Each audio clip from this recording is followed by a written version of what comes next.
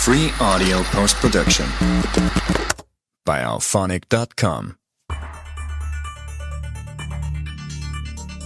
The meatiest mystery in history. Welcome to History Unleashed, the podcast where we explore the odd, the mysterious, and the downright unbelievable stories from history. I'm your host, Leanne, and today we're serving up a tale that's sure to leave you scratching your head. It's one of the weirdest documented events in American history, the Kentucky meat shower of 1876. Yes, you heard that right. Meat rained from the sky. This isn't an urban legend, folks. This actually happened. On March 3rd, 1876, in Bath County, Kentucky, chunks of raw meat began falling from the sky on a clear, sunny day. The incident covered an area roughly of 100 by 50 yards, leaving witnesses stunned and the scientific community baffled. How could something like this even happen? Was it some kind of prank? A natural phenomenon? Or something even stranger? Let's dive into the story and see if we can get it unleashed. Segment 2, setting the scene in Bath County. Picture the rural Kentucky in the late 19th century, a quiet agricultural community where life moved at a slow and predictable pace. Bath County was the kind of place where everyone knew each other, and news traveled fast. People were hardworking, religious, and deeply connected to the land. It was the setting that Mrs. Allen Crouch, a farmer's wife, witnessed the unthinkable. Mrs. Crouch was outside her home, likely engaged in the daily chore of making soap, a common task for women at the time. As she stirred her pot, she noticed something strange falling from the sky. At first, it must have been confusing. A few plops here and there, but soon the air was filled with chunks of meat falling like rain. The pieces landed on the grass, the fence, and even hung from the branches in nearby trees. The sheer oddity of the event left her and her neighbors utterly bewildered. Segment 3, describing the meat. The meat itself was equally puzzling. Witnesses described it as raw and fresh, with some pieces being soft and others more solid. The sizes ranged from tiny flakes to chunks as large as 4 inches across. It wasn't just one kind of meat either. Some pieces resembled beef, while others had the texture of organ tissue, like lung or muscle. But here's where it gets weirder. Even people decided to taste the meat. Yes, you heard me, taste it.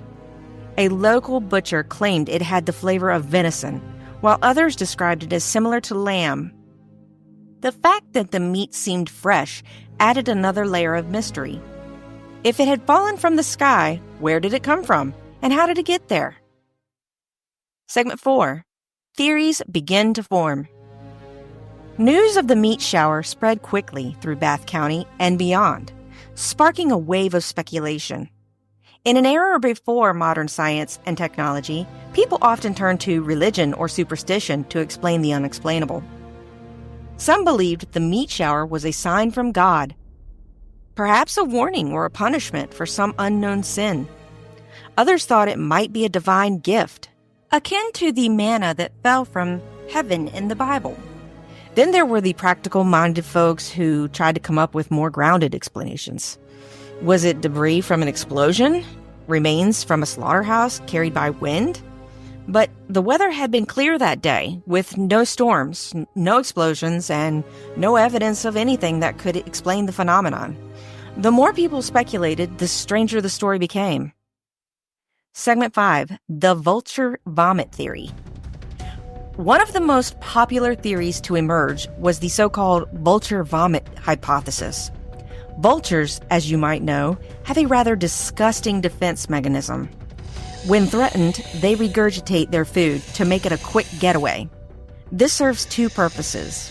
It lightens their load for flight and repels predators with a stench of particularly digested carrion. The idea was that a flock of vultures, having recently feasted on a carcass, might have been startled and vomited mid-flight simultaneously. The chunks of meat would then fall to the ground, scattered over a wide area. While it's a gross and unappetizing thought, It does explain some aspects of the meat shower, like the varying sizes and types of meat. But is it really plausible? Let's dig deeper. Segment 6, Challenges to the Vulture Theory. The vulture theory sounds logical at first, but it has its flaws. For one, how likely is it that an entire flock of vultures would vomit at the same time, in the same place? And why didn't anyone report seeing the birds? Remember, this was a clear day in Bath County. If there had been a large flock overhead, someone would have noticed. Then there's the issue of quantity. Witness described a significant amount of meat, enough to cover an area of 100 by 50 yards. That's a lot of regurgitation, even for a large group of vultures. While the theory remains one of the most widely accepted explanations, it doesn't account for all of the details. Segment 7, Scientific Analysis of the Meat. Samples of the mysterious meat were sent to scientists and chemists for analysis, and their findings only deepened the mystery. 2 scientists from the Newark Scientific Association examined the meat under a microscope and concluded it was lung tissue. Specifically, they believed it came from either a horse or a human infant. This conclusion raised more questions than answers. How could lung tissue end up falling from the sky? Another chemist proposed that the substance was gnostic, a type of algae-like organism that swells when it rains. But this explanation didn't hold up either. The meat wasn't jelly-like, and the weather that day had been dry, so the scientific analysis left the mystery unsolved. Segment 8, Religious Interpretations. For some in Bath County, the meat shower wasn't just a mystery, it was a message. In a deeply religious community, events like this were often interpreted as signs from God. Was it a warning, a test of faith, or perhaps a reminder of divine power? These interpretations reflected the worldview at the time, where the supernatural was often invoked to explain the unknown. Interestingly, these religious interpretations didn't last long. As news of the event spread, people began to focus more on the scientific and natural explanations. But for those who experienced it firsthand, the meat shower must have felt like something out of a biblical story. Segment 9, The Hoax Hypothesis. Could the meat shower have been a hoax? Now, some skeptics suggested that someone might have thrown the meat into the air as a prank. But let's think about this for a moment. How would you even pull off a hoax like that in 1876? Transporting enough meat to cover such a large area would be a logistical nightmare, not to mention the challenge of scattering it without anyone noticing. And what would be the motive? There didn't seem to be any reason for someone to go to such lengths to pull off a prank like this. The hoax theory, while intriguing, doesn't hold much water, or meat for that matter. Segment 10, Similar Events in History. This isn't the only case of strange things falling from the sky. Throughout history, there have been reports of frogs, fish, and even jelly raining down in various parts of the world. Most of these events can be explained by natural phenomena like waterspouts or tornadoes, which can pick up small creatures and drop them miles away. But the Kentucky meat shower is unique. It wasn't frogs or fish, it was meat.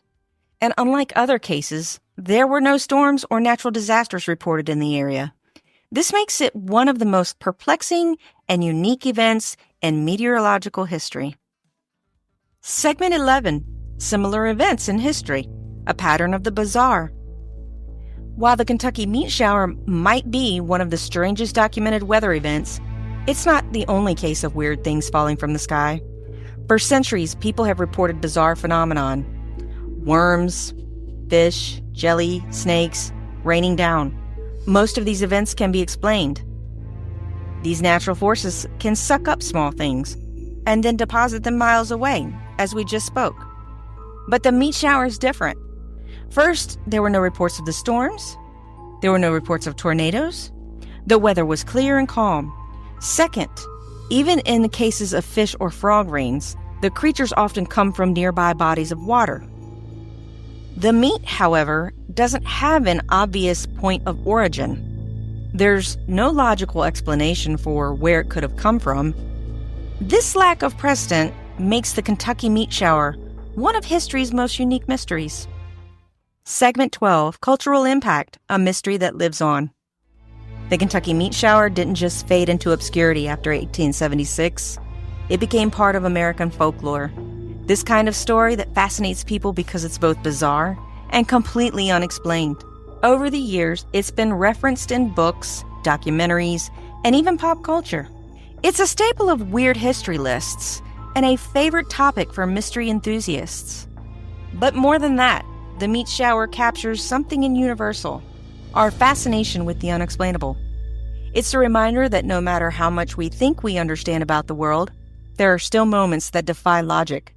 Stories like this stick out with us because they challenge our sense of normalcy. They're a little unsettling, a little humorous, and endlessly intriguing. In a way, the meat shower has become a symbol of the unexpected. Segment 13, Why the Mystery Endures, an allure of the unsolved. So why are we still talking about the Kentucky meat shower almost 150 years later? Part of it is just the sheer absurdity of the event. I mean, meat falling from the sky? You can't make this stuff up. But it's also because the mystery remains unsolved. In an age where science and technology can explain almost everything, a story like this feels like an outlier. It's a reminder that there are still things we cannot fully understand. Theories like the vulture's vomit hypothesis provide some answers, but they don't explain everything. And that's what keeps people coming back to this story. It's the same reason we're fascinated by unsolved crimes or ancient mysteries. We crave answers, but we're also drawn to the unknown. The Kentucky meat shower is a perfect example of how a single unexplained event can capture the imagination for generations. Segment 14, Final Theories, Revisiting the Possibilities. Let's take a moment to revisit the most popular theories and see how they stack up. The vulture vomit hypothesis is probably the most plausible explanation. It accounts for the randomness of the meat and the varying sizes of the chunks, but there are still questions. Why didn't anyone see the vultures? And how could so much meat come from a single flock? And then there's the idea of the prank or hoax. While it's possible someone could have staged the event, the logistics make it unlikely.